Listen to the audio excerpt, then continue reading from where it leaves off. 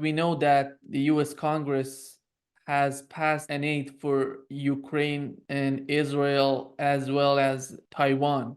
When you see the United States helping these three directions, Israel in Gaza and Ukraine against Russia and Taiwan against China, how did you find this policy? Are they seeking more escalations, more tensions? Well, first of all, I see there a very expensive political message, because even if we are talking about $61 billion, I don't think this will be a lot of impact on the ground, either for Ukraine, Israel, or Taiwan. Taiwan is the easiest because I would say it's even contradictory, because you have at the same time Janet Yellen and Antony Blinken going to China to ask China to reduce their production in order to make the US product more competitive. And at the same time, they fund Taiwan, which is a kind of absurd. And it's not just absurd in terms of the consistency of the approach, because on the one hand, you ask for something, and on the other hand, you are beating them. So there is no chance that even in the best case, which is definitely not the best context today for that, but there is no chance that China would even consider complying with U.S. requests. So it's absurd. I mean, it's even though absurd that Taiwan. Remember that Taiwan is officially part of China. And remember that both Taiwan and China consider that Taiwan is part of China. So basically, funding weaponry for Taiwan would be exactly the same for China funding for weaponry for Texas or whichever state who would secede from the USA. So it's totally absurd. The policy is absurd fundamentally, but it's also contextually totally absurd. As to Israel, we know that Israel is already the biggest recipient for foreign military aid from the US, and this on a regular basis.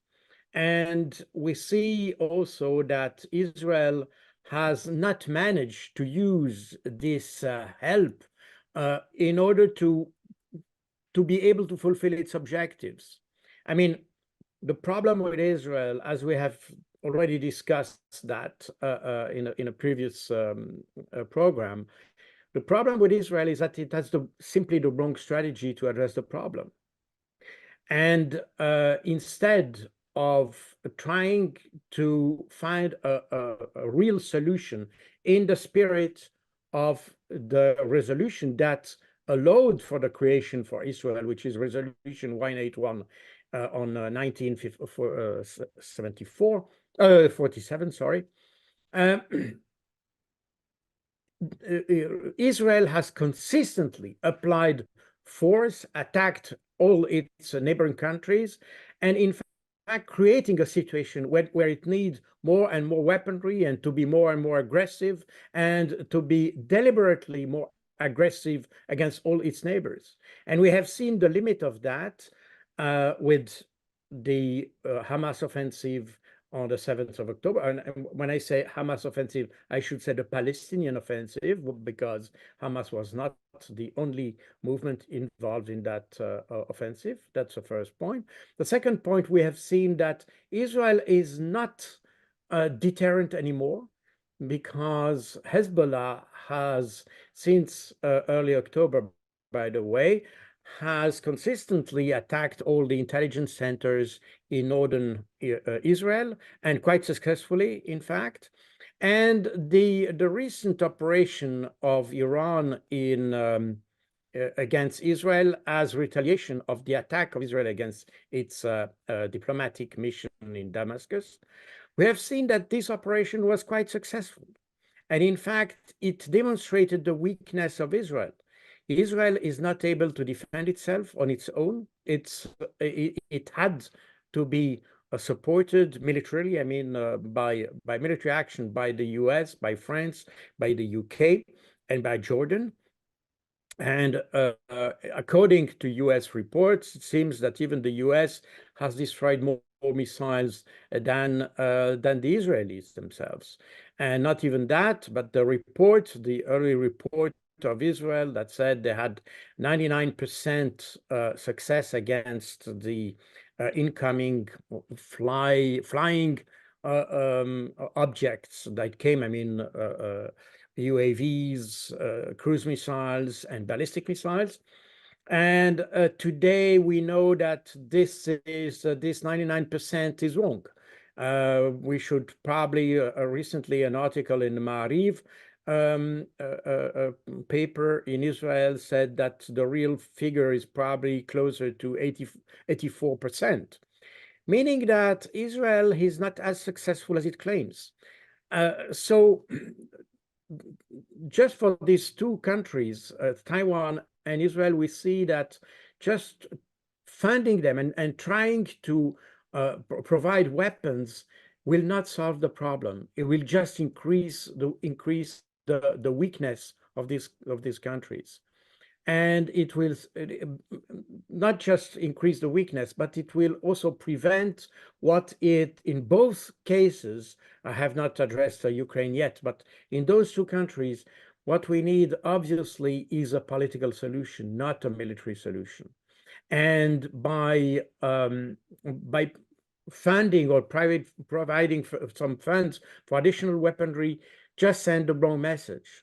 The solution of these conflicts is or must be political, and there is no way they will achieve anything on the military side. In fact, in both cases, it serves the US interest, period. And the US will consider Taiwan and Israel as collateral damage, as they have done for Ukraine. And that's exactly the same with Ukraine, actually. We see in Ukraine, it's the case a little bit different because we have an ongoing conflict with operations on the ground. We have seen that since February 2022, the Russians are progressing. The only territories that was retaken by that were retaken by the Ukrainians were in fact territories that Russia was ready to abandon. That means that, and I have demonstrated that, for instance, for the area of Kharkov and in Kherson in October 2022, that these were the two areas of the Russian layout of troops that were extremely poorly manned. The Russians had almost no troops in those both areas because they didn't want to fight in these areas. So as soon as they had the first indication that the Ukrainians wanted to conduct an offensive, they preferred to withdraw their troops, keep their troops, maintaining their operational capabilities, but leaving the territory instead of fighting for something they didn't want to fight for. So this is exactly the opposite of the Ukrainian strategy in Bakhmut, for instance, or in Avdiivka and so on, where the Ukrainians stick to the ground, try to defend every square inch, but at a human cost, which in fact degrades their own capabilities. So the Russians are much wiser, and if we take apart these areas that were in fact given by Russia to Ukraine, in fact, Russia has been steadily successful and continues to be successful, and that will increase because the Ukrainian capabilities are even more reduced. They have even less personnel, even less equipment, and regardless of what the West can provide, they will not manage to equal the Russians. So, and then if we go into the more specifics of the bill that was, or the funding, better said, that was approved the House of Representatives. If we look at the funding, we see that this funding will, first of all, benefit the US military-industrial complex, primarily, meaning that this money will not flow towards Ukraine, but will flow in the US, will help probably to produce more weapons. But we also have to consider that the reason why the West was not able to sustain their production or their support, let's say the physical, the material support to Ukraine, is not because they had not enough money. It's not because they had not the political will, because this is absolutely, these two aspects are no problem in essence. I'm not saying that you can find billions everywhere, but in essence, if you want to pay for something, you can. The real problem is this is the industrial capabilities and industrial capacities. Since the early 90s, the Western military industry has significantly reduced, especially in Europe, not so much in the US, and that's probably the reason why the US is in a permanent war, so it's to maintain its military-industrial complex, by the way. But in Europe, it has significantly reduced. And not only that, but most of the factories that used to be state-owned until the early 90s have become private. Yeah. And the result of this is that if you have a state-owned company that produce weapons, tanks or artillery, usually very heavy hardware, like ships or things like that. If you have a state-owned company, this state-owned company will work on the principle of the national interest and the national needs. Once it's privatized, it will work under the principle of profit, which is very different. And the profit of a company may not match the interest of a state. Just consider the fact that, for instance, the ammunition, the 155 millimeter ammunition for artillery ammunition for Ukraine. We used to be able to produce a huge amount of ammunition during the Cold War, but now we are no longer able to do that. And the companies that produce those equipment, they're not so keen to develop new or to expand their production lines, because they don't know for how long this investment will last. You know, Ukraine is almost defeated, and some say it's defeated. Again, we should define exactly what defeat would mean and so on and so forth. Okay, we're not going into the semantics of that. We have to consider that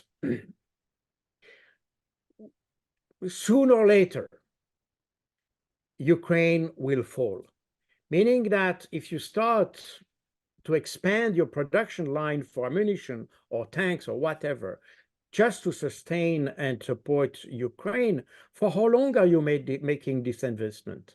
Because in a privatized situation, that's the investment of the company. You know, that's exactly, by the way, exactly the same system we have with LNG, for instance, in the US.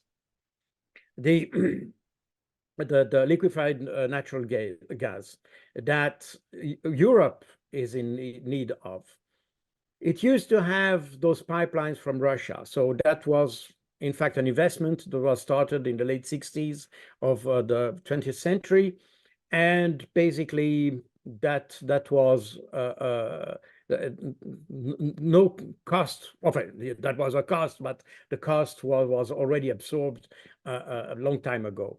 Now, if the US wants to expand its LNG production in order to fulfill the needs of Europe, it has to create new terminals in the US, and Europe has to create new terminals in Europe. But why would you make billions of investment just to create an infrastructure that may not be needed in a few months or in a few years? And not just because the situation in Ukraine, but because of the green movement and the environmentalists that say we shouldn't use LNG and things like that anymore, and so on and so forth. So why would you start to make big investments if you don't know for how long? You know, and that's exactly the same problem we have with the military-industrial complex in the West, and that's the reason why even the Czech, who promised to Ukraine providing 1 million artillery shells, and the Czech were very adamant to find those shells across the world. Well, then they didn't manage to have that because nobody wants to deplete its own stocks just for the sake of something which is not working. I mean, why would you help a project that is failing? And I think the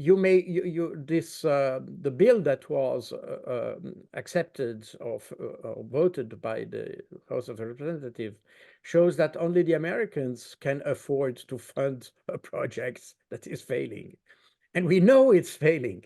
So this is a very strange political message. Instead of trying to acknowledge the reality of the facts, and trying to find a solution that try to accommodate the interests of both parties, and trying to find a solution that has somehow the solution has to go political.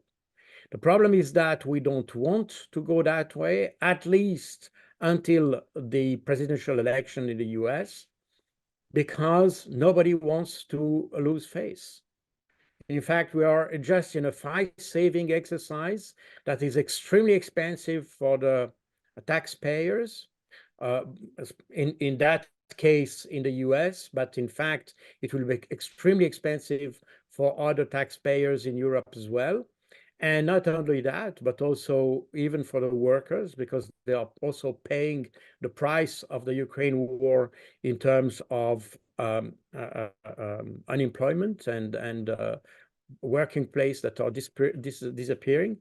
So we try to save face. That's all.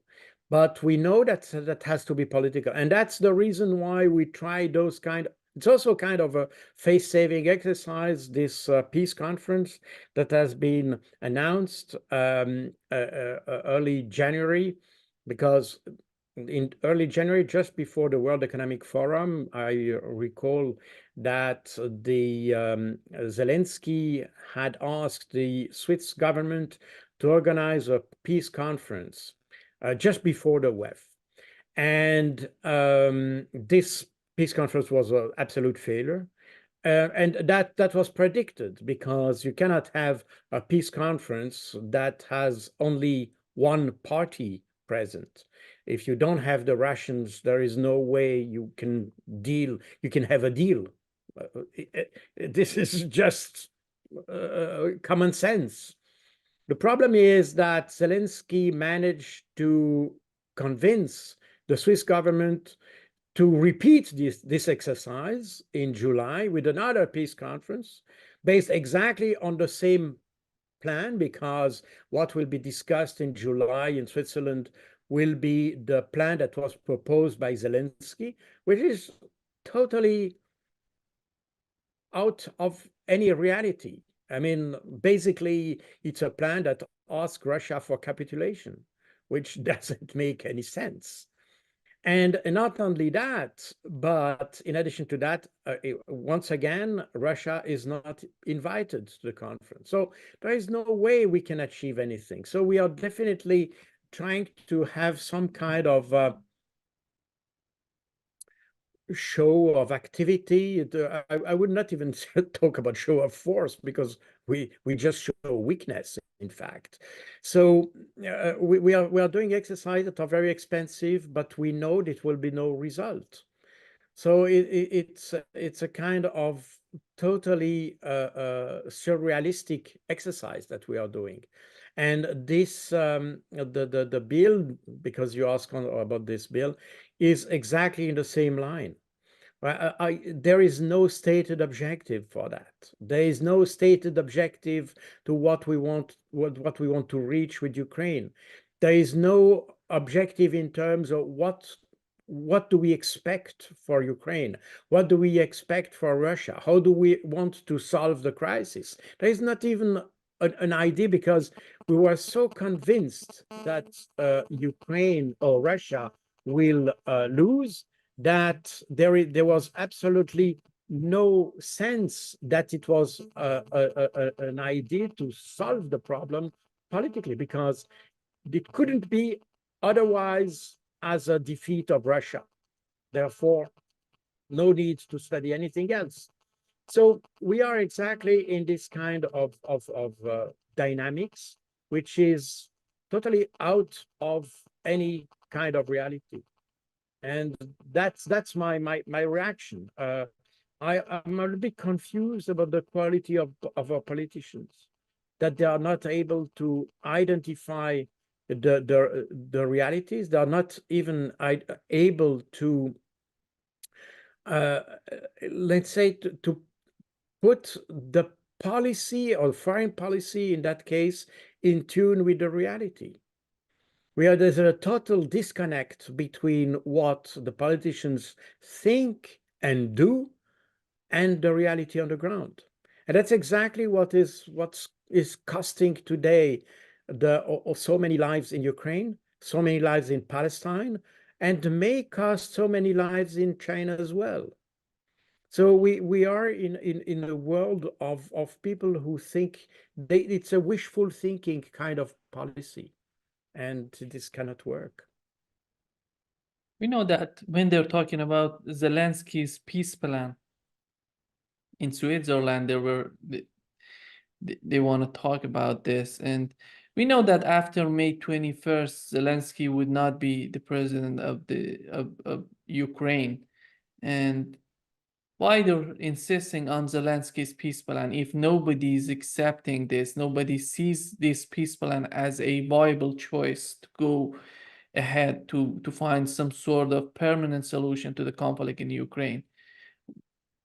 Because the mindset, it seems to me that the mindset in Washington and in the European Union is totally in line with Zelensky's one. Here comes this question: if Zelensky's, after May 21st, Zelensky would not be the president of Ukraine because his term's gonna end, And how about what would be the next step on the part of Washington and European Union? Well, I think it goes a little bit beyond Zelensky. Today, Zelensky has been portrayed as the national, even worldwide hero, and he is a kind of a symbolic figure for the fight between the West and Russia. Basically, we could say that. But he could be easily replaced, in fact. And so I think it goes a little bit beyond that. In reality, since that's what I'm saying, and that was in my first books, by the way, about the Ukrainian conflict. The issue in Ukraine has never been about Ukraine. It's always been about weakening Russia. That's exactly what is written in this Rand Corporation study, Extending Russia, competing from advantageous ground or something like that. I don't remember the second part of the title, but the first part is Extending Russia. Was published in March or April 2019. And it explains exactly what the US expect from a conflict with Ukraine, with Russia. And this report mentions using Ukraine to that end, to the end of weakening Russia. And even in this report, and for those who you can download this report, it's about a 300 pages report, where the main aspect of the US strategy towards Russia is described. You have 6 main points that, if you follow the international political situation since 2 years. You can see all the 6 points have been filled. So this is definitely the plan. But interestingly, in this plan, and if my memory is good, it's on page 100 for those who download the document. You can see under the chapter risks, it says that applying this strategy may cost Ukraine to lose a lot of people, to lose territory, and to be pushed towards a very disadvantaged, unfavorable peace negotiation. So meaning that we knew that trying to weaken Russia by using Ukraine would end up by, in fact, destroying Ukraine. That was perfectly known.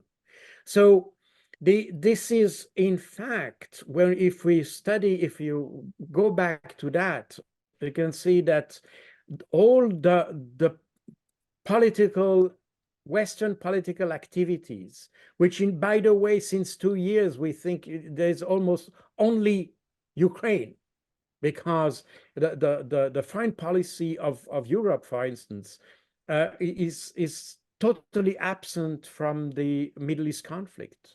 They're focused on Ukraine. They're focused on trying to gather the rest of the world against Russia. That was the main focus of the Western diplomacy for the last 2 years. As a result, they are totally unable to cope with other problems in Africa, in the Middle East, and somewhere else, because they're not prepared for that. They just focused on one issue, and that one issue was defeating Russia. And this shows the weakness of politicians who are not able to understand a problem from a holistic point of view. They see just one approach. It was using Ukraine to destroy Russia, whatever it costs for Ukraine. And by the way, remember what people like Lindsey Graham and others have said in the US, that in fact, the funding the war in Ukraine is a very good investment, because so you can fight Russia without spending any US lives. It's just cynical. It's a totally cynical approach. All our Western government, including mine, which is the Swiss government, by the way, which has in the wake of that conflict has abandoned his traditional neutrality policy, by the way. You know that until October 2022, Switzerland was the country that had the most sanctions against Russia. Switzerland had even more sanctions than the US, more sanctions than the EU against Russia. So it's just totally incredible. And today, I don't know exactly what's the last stand, but probably Switzerland remains the second or the third largest sanction provider against Russia. But even more than Japan or Australia or Canada, who are obviously allies from the US. So we were even more, as we say in French, I don't know if it translates well in English, but we were more royalists than the king, you know. And that shows the very cynical approach of this whole game. And in addition to that, coming back to Switzerland and its neutrality, you know, the US has never appreciated the neutrality as a concept. During World War II, the US tended to think that you are either with us or against us. And the Swiss neutrality was at the very beginning not well accepted by the Americans. But you may or may not know that the Allen Dulles, who used to become the director of CIA, was during the war the head of the OSS. So what in fact came before the CIA. And the European headquarters of the OSS was in Bern, in Switzerland, during the war, from 1942 onwards. And from Switzerland, the resistance operations led by the OSS, the British SOE and MI6, as well as the French BCRA, they were in fact made from Switzerland. And that's the reason why the Germans tried, in fact, they had 3 or 4 plans to attack Switzerland because of that, because they said you are not neutral. And that was right, by the way. The thing is, why do I mention that? Is that after the Second World War, as the world was divided in 2 camps, basically the communist bloc and the Western bloc on the other hand, the US tried to exert some pressure against Switzerland so that he would join the more, let's say, more obviously the Western camp, because Switzerland had always been a Western country. There's never been a communist country by any means. So, but Switzerland wanted to keep its neutral stance between the 2 blocs and never pledged, for instance, joining NATO or things like that. And during the Cold War, the US tried to exert pressure on the Switzerland so that it could join NATO also. But Alan Dulles said, no, we shouldn't force the Swiss to join NATO, because the Swiss neutrality it's a good opportunity to have an escape ramp if we needed to. And in fact, you may remember that in the 70s and the early 80s, all the negotiations about nuclear disarmament and even conventional disarmament, in fact, happened in Switzerland. And because it was a neutral country where people could, in fact, discuss in a very calm environment and have real negotiation and be, let's say, without any pressure from any side. And that's why I always considered Swiss neutrality as very useful for the international community. Not just because the neutrality in itself, but because a neutral country helps to be a mediator in difficult situations. By the way, Switzerland represents Iranians' interests to the US, and vice versa. Switzerland represents US interests in Iran. The same thing applied to Cuba, for instance. So that means that when 2 countries or 2 parties don't want to communicate with each other, a neutral state is very useful to have kind of an exit ramp or something, a way out of a situation which is totally blocked. And that's the reason why I'm very confused with this idea of Switzerland to abandon its neutrality policy. We managed to keep the neutrality policy during the First World War, the Second World War, the Cold War, and we were not able to do that during the conflict in Ukraine, and even during the conflict in the Middle East, which is totally counterproductive, because today we see that nobody can talk to each other. And in fact, the only person who can talk, for instance, to Benjamin Netanyahu, in fact, if you look around, the only person who can talk to all the parties is Vladimir Putin. So that means that we are demonizing, we are fighting against the only power and the only person which is influential enough to help solving a situation in other parts of the world. And Russia could also be a good mediator in the conflict between China, US and China, for instance, as an example, or Switzerland. So in fact, we are in a mood of extremism, and we are all our politicians, even they try to portray themselves as liberals and in favor of democracy. First of all, they abandoned the law-based international order to replace it with a rule-based international order, which in fact removes any clear delineation of the rules, because once you have a rule, who defines the rule? And in reality, since the West, for good or bad reasons, the West has defined those rules since today. We try to keep that, and we don't even abide by the laws and international law that we established at the end of the World War II, because at the end of World War II, we decided that the world should be ruled by law and no longer by the rule of the strongest. And because that was exactly the UN, in fact, is a response to the way the Germans and the Japanese tried to rule the world. That means by using force. And and to replace the rule of the strongest by the rule of the law. And that's the very essence of the United Nations.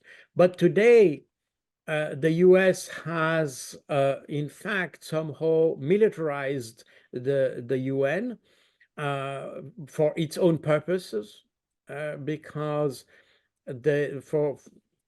for many reasons. I mean, almost also institutional reasons, by the way, because the US is the most powerful fund providing to the UN, meaning that he's the one who tries to dictate everything. Who pays can decide. That's basically the rule.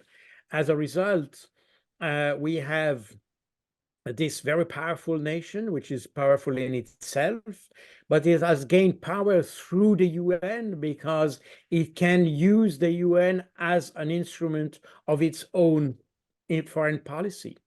And that's exactly what we are witnessing today. As a result, we have a weakening of the credibility of the UN in the rest of the world, because they understand that the UN is in fact an instrument of Western policy.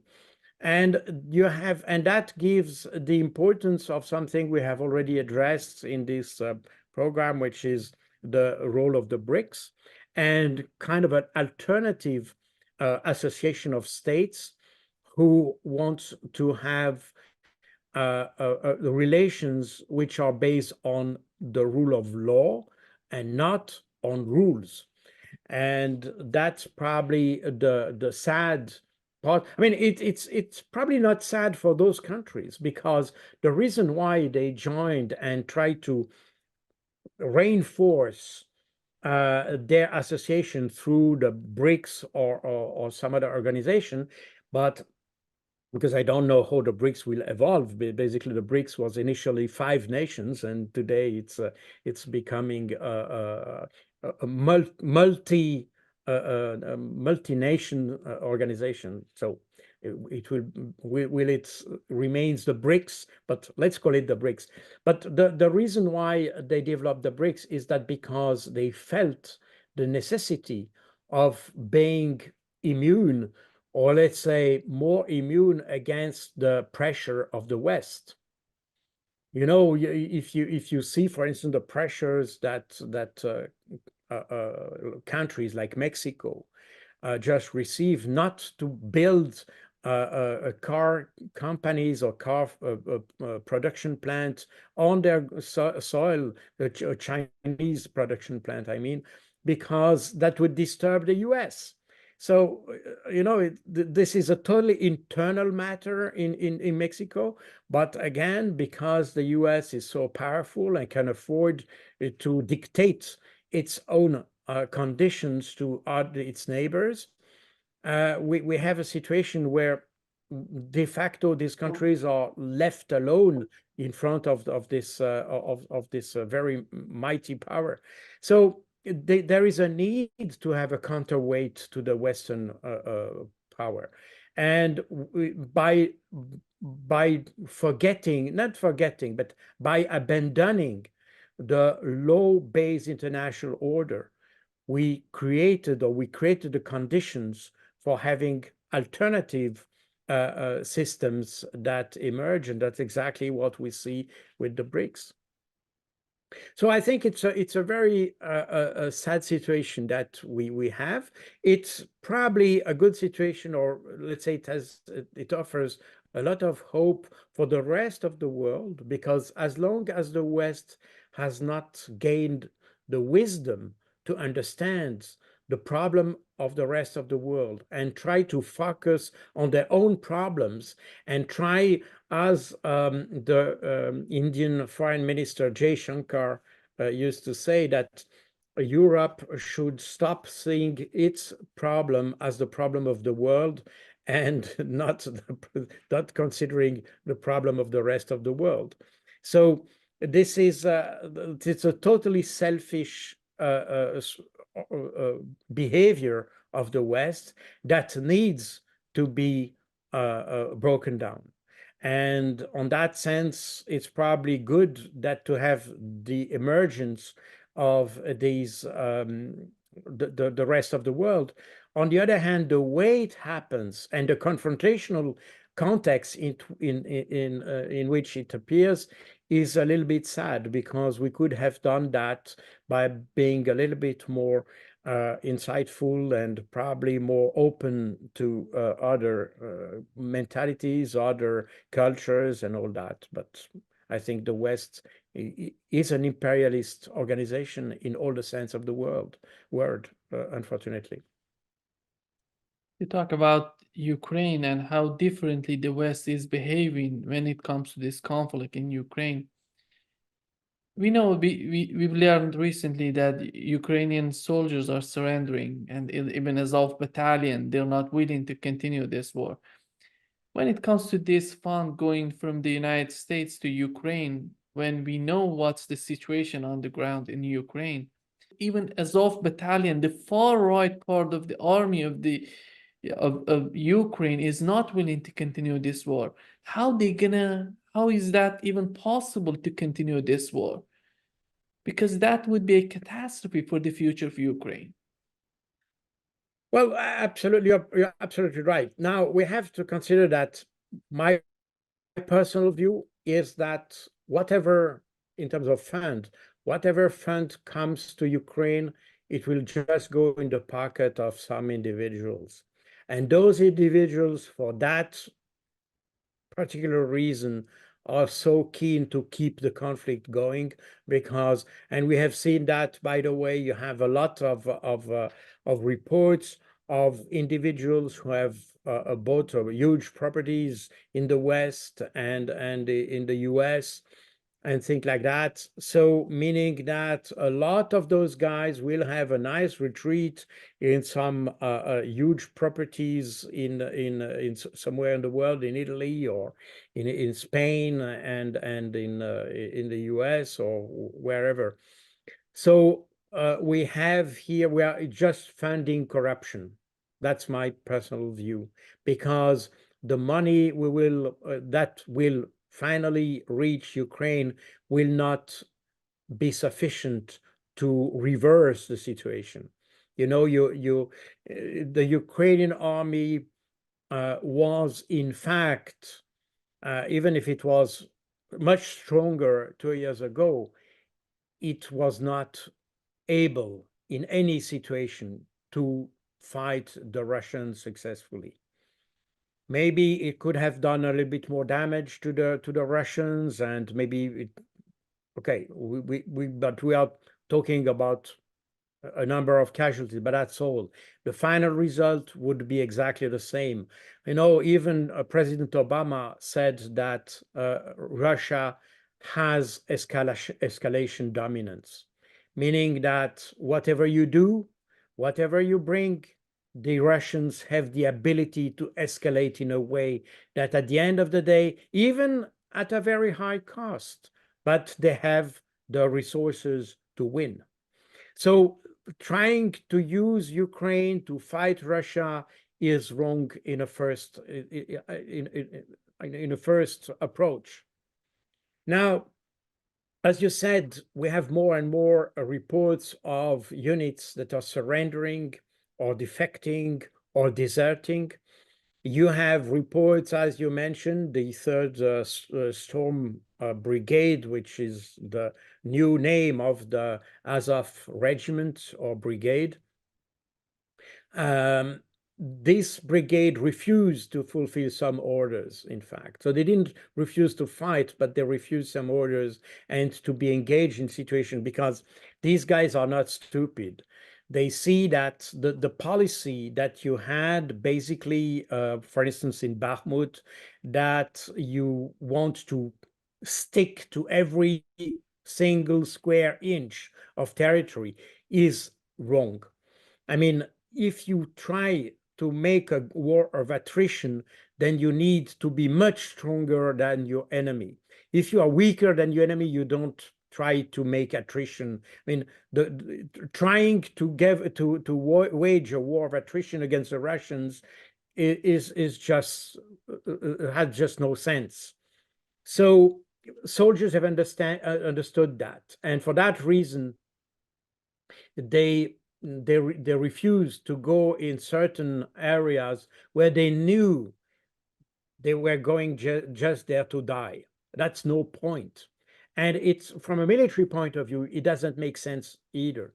If you know that a situation is desperate, if you know that you will have to give up your position at one point, there is no point defending it. You have better to withdraw, to keep your forces intact as possible, to regroup, to reform some unit, and to counterattack. But just dying on the ground without any reason doesn't make any sense at all. That's a little bit the situation that we had in World War I, as the French and the Germans had such kind of policy that you have better to die on the spot than to defend. Of course, at that time, there are probably no other resources than just fighting. They could not withdraw and create some counterattack force. I'm not an historian, so I will not make any judgment on World War I. But what we are seeing is that the Ukrainians behave in the same way today, and the reason for what the Ukrainians behave that way is that this resistance is in fact the main argument for Zelensky to attract the support of the West. If the Ukrainian army was withdrawing, the West would say, okay, there's no point fighting, and there's no point supporting Ukraine because you are withdrawing. So the thing is that Zelensky is trying to keep its forces fighting at any cost in order to have the political and financial support of the West. Now, how does it work in the mid or long run? The thing is that the West doesn't report that much, but we know from reports or from within Ukraine that since 2 years you have a huge hunt against any person who is against Zelensky. And there are a lot of people who have been, in fact, eliminated, opposition figures. They have been eliminated, by the way, not just in Ukraine, but also outside of Ukraine. You may remember the assassination of Ilya Kiva. I think it was in St. Petersburg, but he was a Ukrainian lawmaker who was expelled from the parliament at the beginning of the war, or the beginning of the Russian intervention, and eventually fled to Russia, and he was killed by the Ukrainian special service. So a lot of figures of the opposition were killed that way, assassinated by the way, but also inside Ukraine. And in fact, what we are doing now, I mean, when I say we, I say the West, what the West is doing is promoting not just a corrupt state, but also a state that behave like a totalitarian state in the worst way possible. Because it's easy in a country at war to say that anybody who is against the government is just a traitor and you can just kill him. And that's exactly what's happening. And we have seen that before. I mean, I don't want to discuss here because some friends of mine have made much more extensive studies on that. But that's what, in essence, was probably the reason of the Bucha massacre. Because as some have mentioned and noticed about this massacre, all the people who were killed had the hand bound with a white stripe, which was the in fact an armband for those who wanted to keep neutral during the conflict, and in Ukraine, being neutral is being pro-Russian. So if you wore this white band, you were considered as a traitor. And all the guys, if you look at the pictures of the Bucha massacre, you will see that all the victims wear this white band. And that's the reason why, in fact, from the very beginning, a lot of people said, in fact, they just eliminated the opposition. And you had so many people of the opposition who were killed. I mean, also during the first round of the negotiation, you may remember, as I already said, that on the 25th of February 2022, Zelensky called the Swiss foreign minister in order to organize a peace conference. This was just one day after the beginning of the military operation.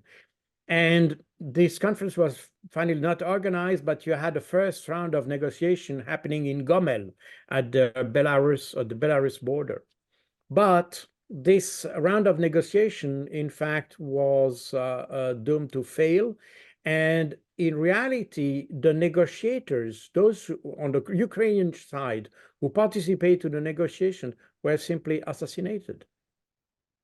Simply. And that's not a kind of conspiracy theory or thing like that, because this was confessed early last year by Kirilo Budanov, who is the chief of the Ukrainian military intelligence. And he said that bluntly, that was in the media. So we know that there is kind of epuration, cleansing. Sorry, epuration is French. It's a kind of cleansing that has been waged in Ukraine since the beginning of the military operation in order to eliminate all those who were in favor of negotiation. The same happened to the mayor of Gostomel. Gostomel is the place where you had this very small airborne operation at the very beginning of the military operation. You had 200 Russian parachutists who took over the military airport of Gostomel.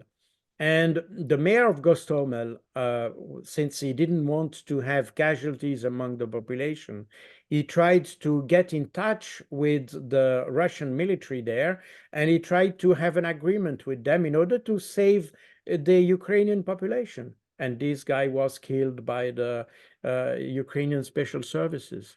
So you had a full list of Ukrainian politicians. The same happened, by the way, on the eastern part of Ukraine, in the Kharkov area, in the Sumy area, where mayors and politicians, the local politicians, they tried to find agreement with the Russians in order to avoid massacres, to avoid confusion and things like that. So they tried to have a clear relationship between themselves and the population and the newcomers, so to say, and they were all eliminated. So you have, since the very beginning of this operation, you have not an ethnic, but a political cleansing made by the Ukrainian government to eliminate all those who were in favor of any negotiation. And that will continue. And you have units for that, by the way. You have reports indicating that the UDA is the Ukrainian Volunteer Army. Ukrainian Volunteer Army is an army which is derived from the Pravi sector.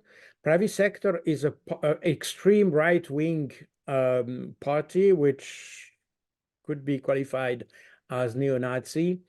And his leader at the time, Dmytro Yarosh, said in the Ukrainian media, he said just after the election, 1 month after the election of Zelensky, that was in May 2019, he said in the press that if Zelensky would negotiate with the Russians, he would be killed.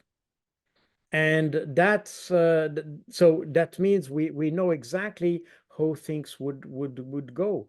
And today the UDA is an army, a separate army in the in Ukraine.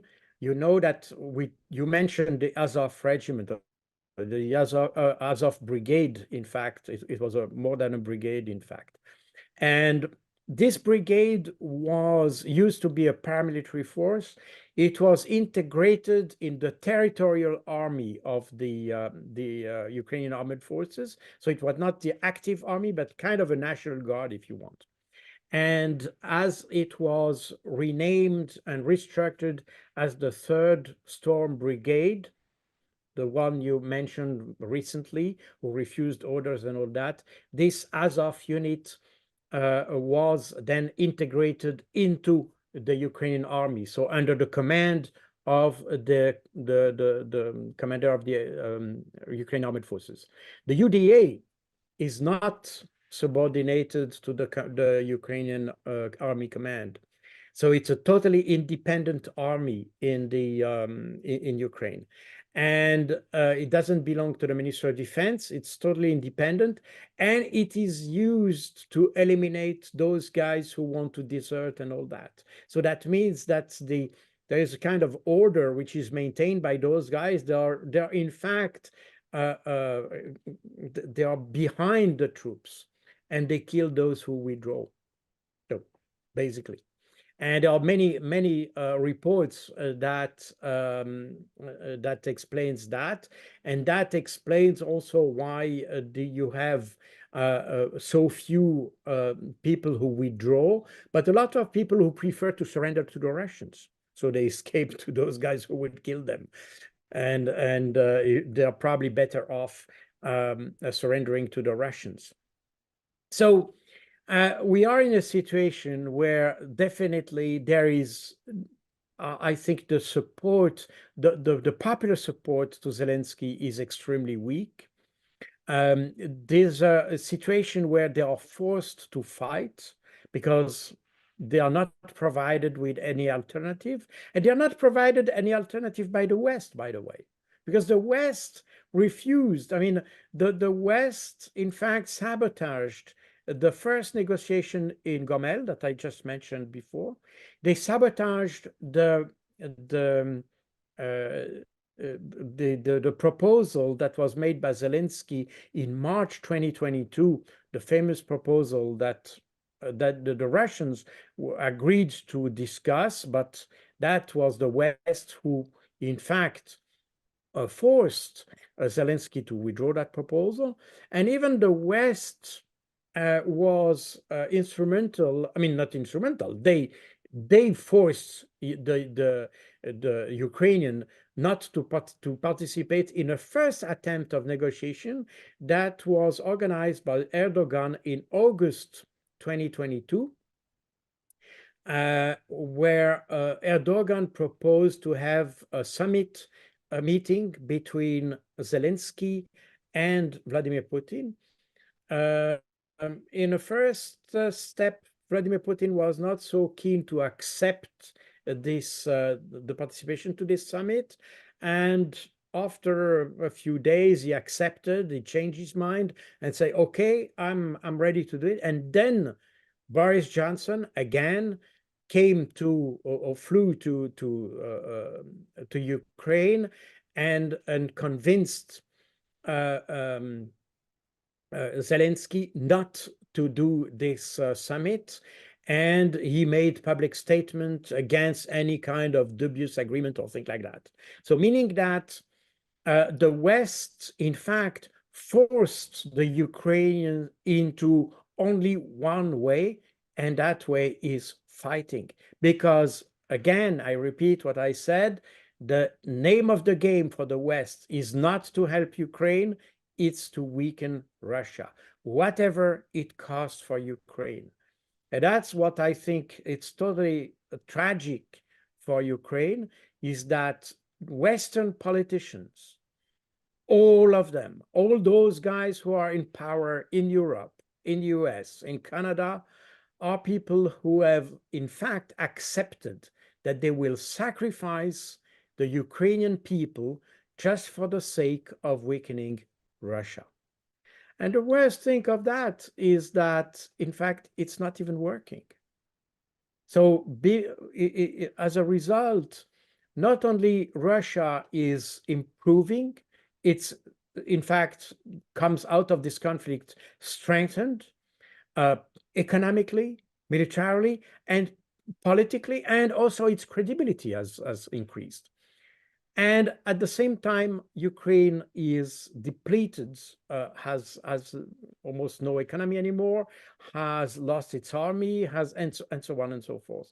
So it's an extremely cynical policy that we have applied to Ukraine, which is in fact a murderous, I would say even criminal behavior of Western governments, all without any exception. Without any exception, or probably the exception of Hungary. I have to be honest. The Hungarian are probably the only ones, although it's interestingly enough, the Hungarian is in fact the only one who have a problem at stake in Ukraine, because they have a minority, a Magyar minority in the very western part of Ukraine, which has been totally mistreated by the Ukrainians since years. And in fact, Hungary has complained several times to the European Union, to the Council of Europe, in order to find a solution for its Hungarian minority in Ukraine, who were deprived for their right, for human rights and things like that. And that's the reason why Hungary is so critical about the Western and especially European policy towards Ukraine.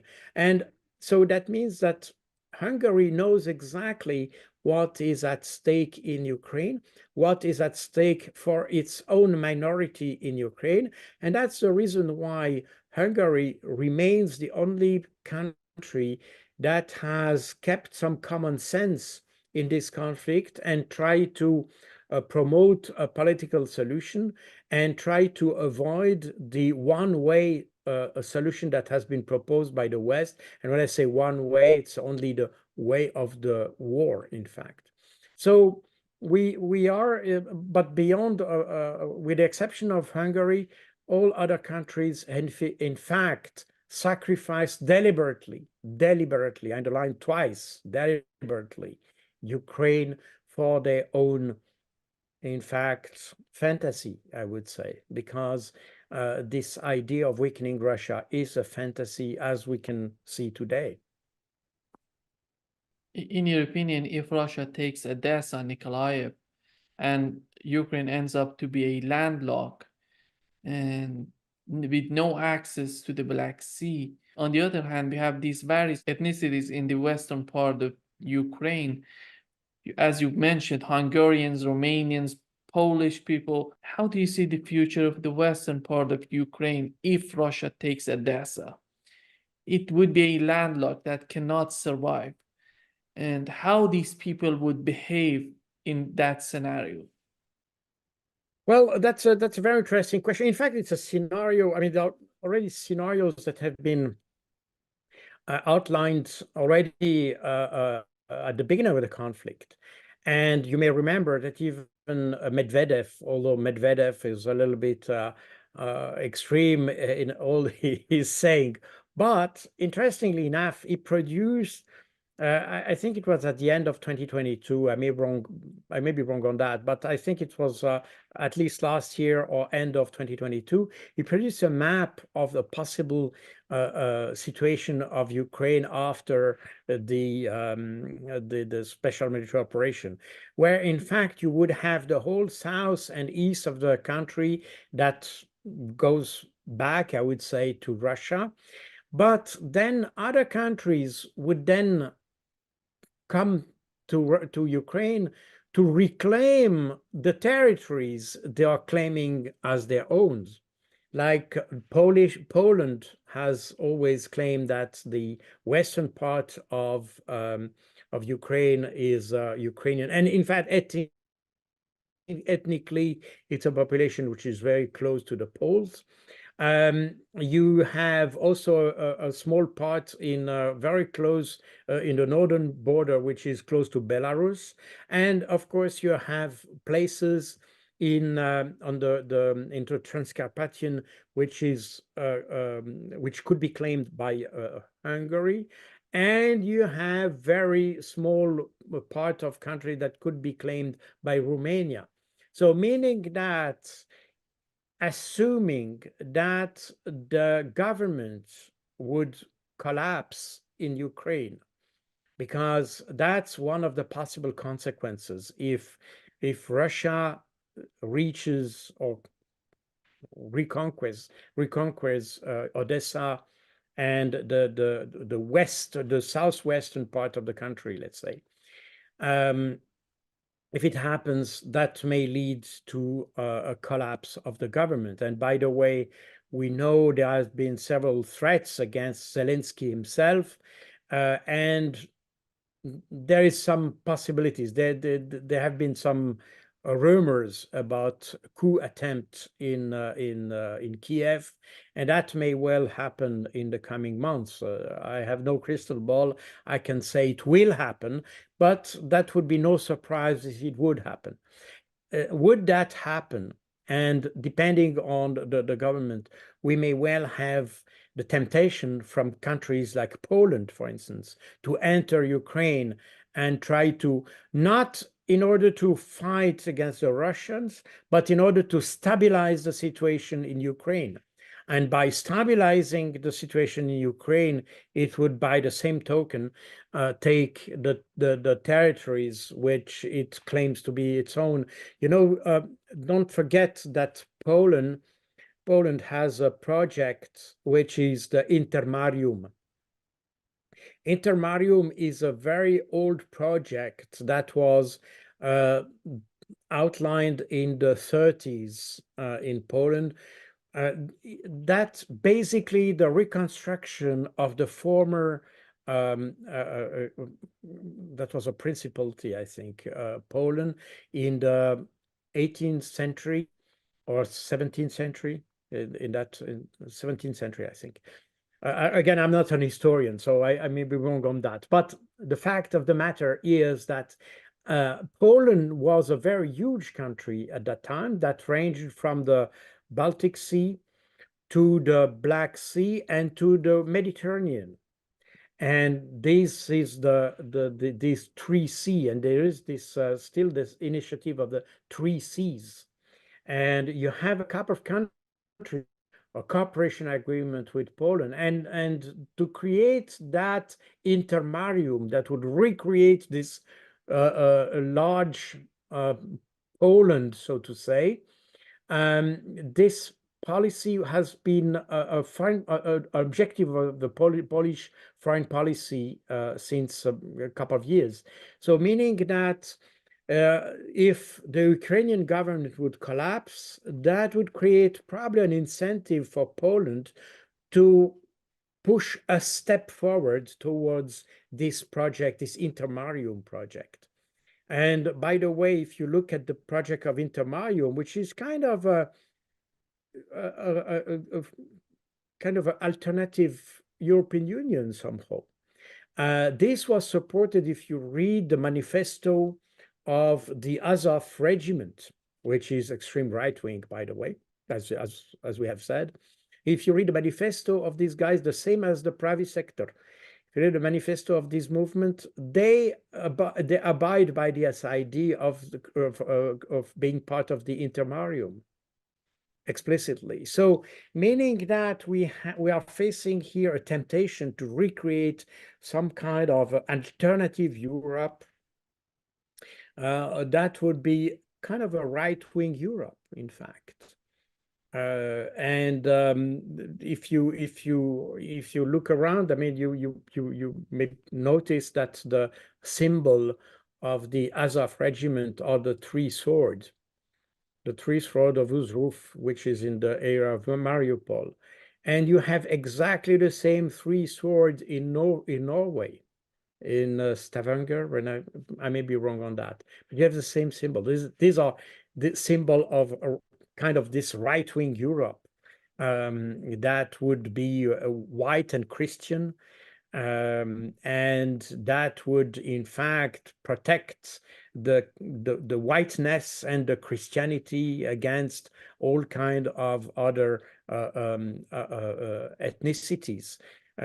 Remember that in Ukraine, on the 1st July 2021, the Ukrainian parliament adopted this law on the ethnicity, on the indigenous people of Ukraine, that in essence gives different rights to the different ethnicities in Ukraine based on the ethnicity, you know.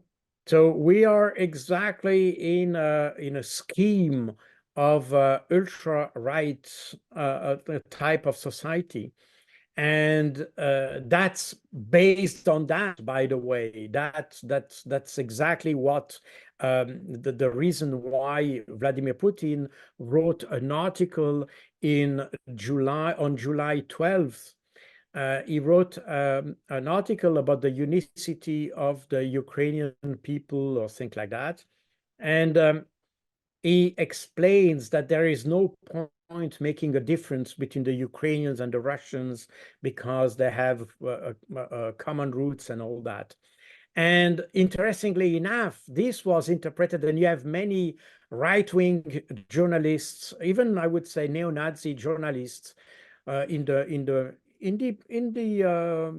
mainstream media in Europe, Switzerland as well, by the way, who an explanation that Putin didn't recognize Ukraine, but it's absolutely not the case. This article was explicitly a response to that law that was passed in Ukraine, and that gave inherently different rights to the Russian-speaking population as the Ukrainian-speaking population. And even a Ukrainian parliamentarian, a lawmaker, used to say that on the 2nd of July, by the way, he said that thanks to this law, the Russians in Ukraine will not benefit from all the human rights and not all the constitutional rights provided by the Ukrainian constitution. So we are exactly in this configuration where you give different rights based on the ethnicity and not based on what you do. And that's exactly what the West is supporting. It's extremely strange because this law has passed. It's official. I mean, you can download it, you can see it, but absolutely not a single journalist of the mainstream in Europe has even mentioned that. And although some commentators have make a parallel, although to be honest, it's not a good comparison, but nevertheless, the idea is the same.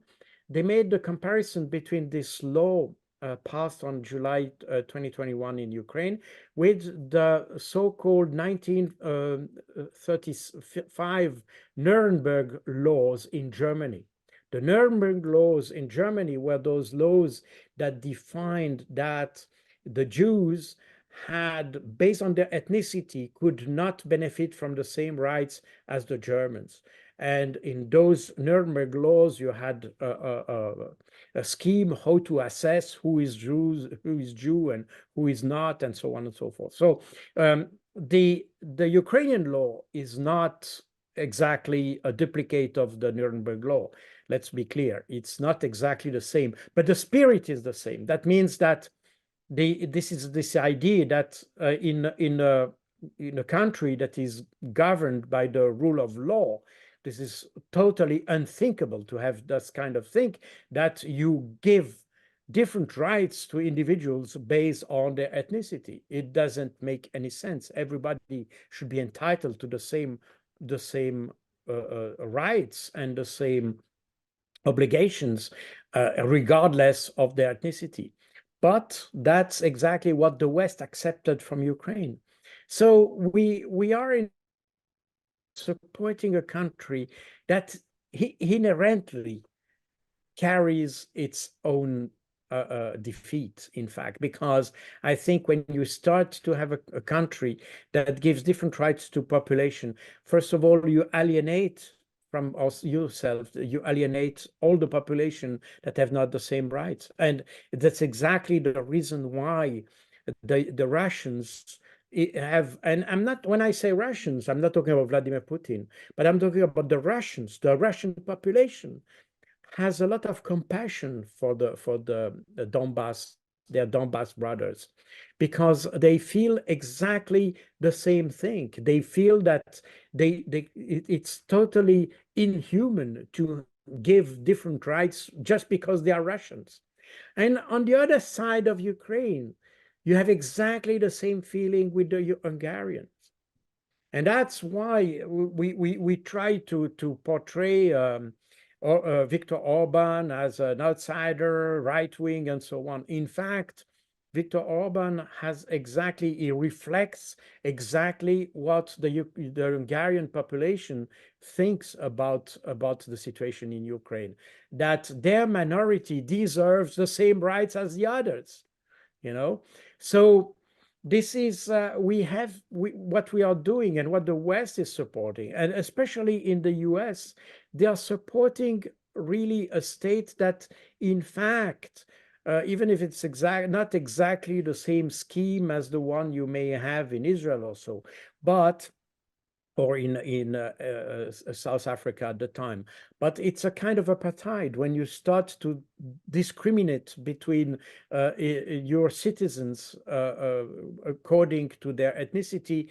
We are talking about a form of apartheid, and that's exactly the problem. And that's exactly the kind of government that we support, and hence this narrative we have to insist on the fact that Ukraine is democratic and all that. And I think the more we repeat that, the more we feel it's not deserved. And it's exactly as we say, unprovoked.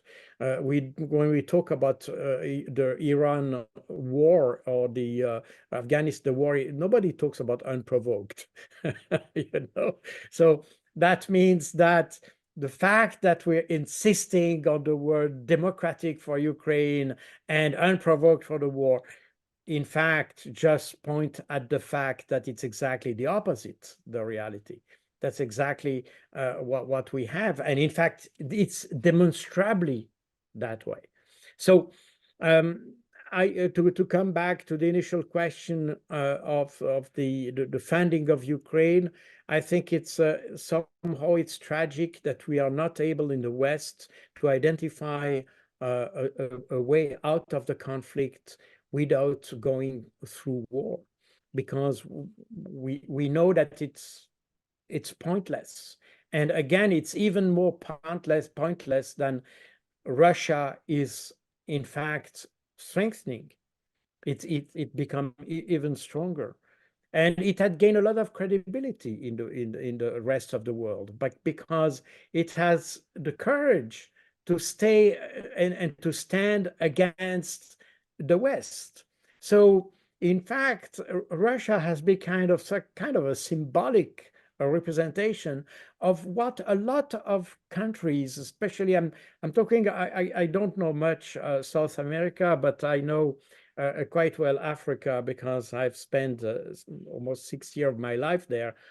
And I know that even the Africans are not aggressive towards the West and all that, but at the same time, they are happy that someone can stand against the West because they resent this kind of um, supremacist way the West intervenes on not only militarily but also politically in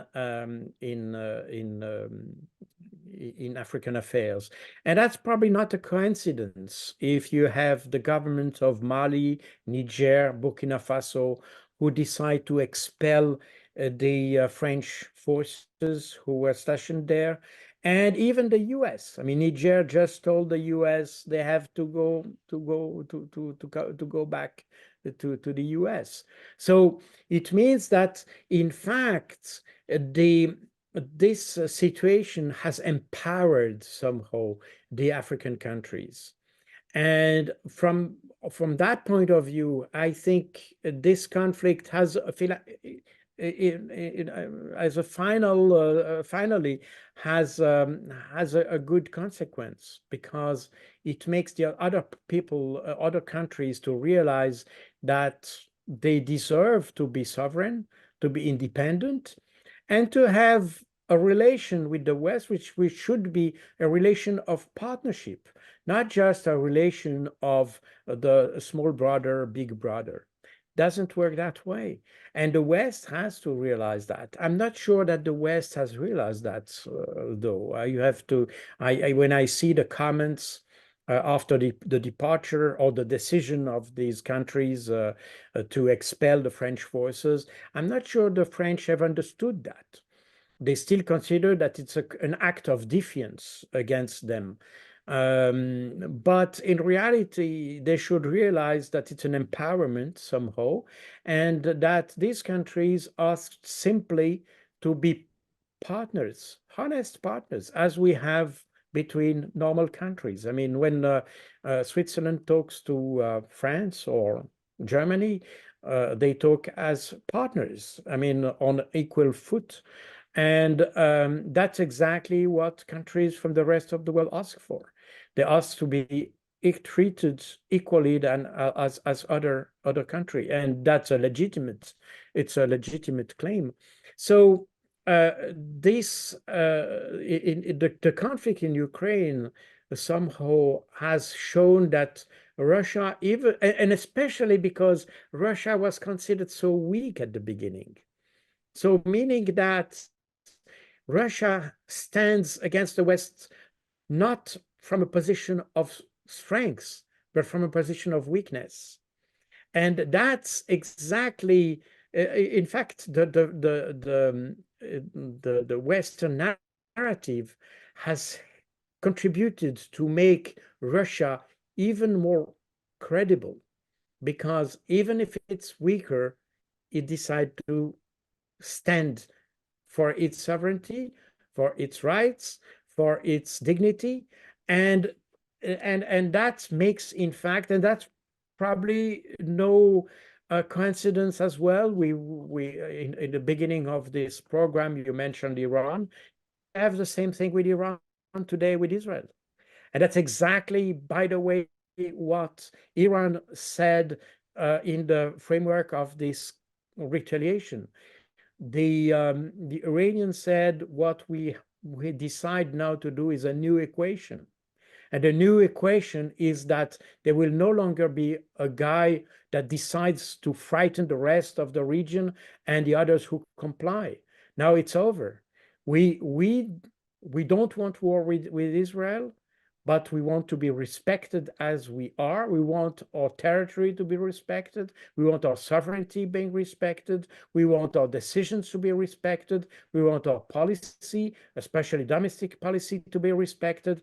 And in fact, You have exactly the same thing as, and we see this global south, as some call it, that realizes that thanks Russia, in fact, that they are empowered somehow to say no, no, no, you are no longer the strongest. And even if you are stronger, we can be stronger also, because we are more, first of all, because when we talk about the international community, the West used to speak about at maximum 40 people, 40, not 40 people, but 40 countries, while the world is a little bit more than 190 or 195 countries. So that means that there are 155 countries that, in fact, are, and by the way, they are even stronger economically. Put together, they are much stronger than the West. So it's a totally different position than the one we had even 30 years ago, when the West was totally dominating the rest of the world economically, politically, militarily, and so on. Today, we have a total different position. And the rest of the world, and by the way, I don't like this expression, because the rest of the world means that it's just the rest. But let's say the global south, to be more respectful for these 155 countries. But the rest of the world today counts economically, militarily, much more than the West. And we see that even with the so-called best technology, Israel is not able to stop an Iranian, just a warning, because what Iran has sent is a warning shot. That's all. And Israel was not even able to stop that. Israel is not even able to stop what the Hezbollah is doing. And the Hezbollah is now targeting with very precise, extremely calibrated strikes. They calibrated all the Israeli intelligence position. By the way, they have done that also during this retaliation strike from the Iranians. So meaning that we see that these people are not only stronger technologically and able and courageous enough to confront Israel, which is a ruthless country, but they're also able to do it in a very calibrated way. Iran inflicted the lesson to the Israelis without having one fatality. The Israeli would not be able to do that. They've never been able to do that, because when they react to something, it's even with a huge amount of casualties. They just kill people. But here you have a different kind of strike, which is, as we have discussed last time, very intelligently planned, carefully planned, skillfully planned, that in fact goes to reach the objectives without creating the huge amount of fatalities that we could have expected from another country. In that sense, this is an example, and it shows exactly the way.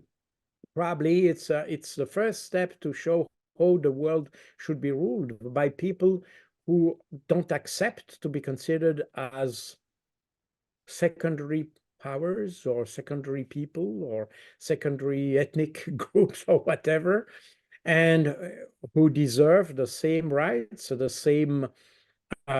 same consideration as any other country, and that this gunboat policy that the West has adopted since more than 30 years for reasons that, by the way, have never been explained, because nobody has never been able to explain to me why it was necessary to attack Afghanistan, for instance. Never has been able to do that. And when I was in Afghanistan, I saw nobody who could explain to me why they were there. So we are exactly in this kind of mentality of just making war because basically it costs not that much, in fact, in the sense that we don't really pay the price. We destroy countries without paying a similar price. And if you see, for instance, talking about Afghanistan, 80% of the investment that were made in Afghanistan were in fact returned to the US, exactly the same way as the 61 billion for Ukraine, because in fact the 61 billion, as all the billions that were, or trillions even, that were spent in Afghanistan were paid to US companies, US organizations, and US manufacturers, and things like that. So basically, there is no investment. We didn't build anything. We didn't build anything. We just went in to destroy. So why should these countries have some respect for us? We came after 20 years in Afghanistan. Not even the government that was put in place by the West lasted more than 48 hours. It just collapsed after 48 hours. As the Soviets left Afghanistan in 1989, the government they had put in place, or let's say kept in place, better said, remained in place for 2 years. So if you just look at that, you can see, what have we done? And the Russians have not done all the destructions that the West has done. So we are waging stupid wars without strategy, without objectives, without knowing exactly what we do. We just destroy and kill people.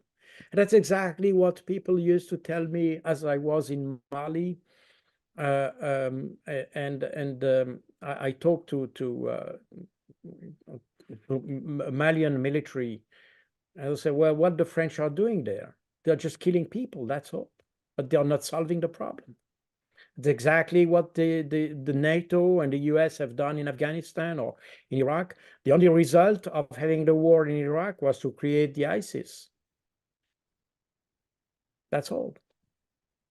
We destroyed Syria, we destroyed Libya, and by destroying Libya, we destroyed the balance of a whole region. But because everything we are witnessing today in the Sahel region, all these tribes that in fact were supported in a very fragile balance by Gaddafi, all these tribes were loose as Gaddafi died. As a result, they started to make their own fight, and that created the situation we have now. So in fact, we destabilized complete regions for no reason, absolutely no reason. And Russia has become the symbolic figure of this let's say renewal of the South. And for that will probably be a positive outcome of this conflict.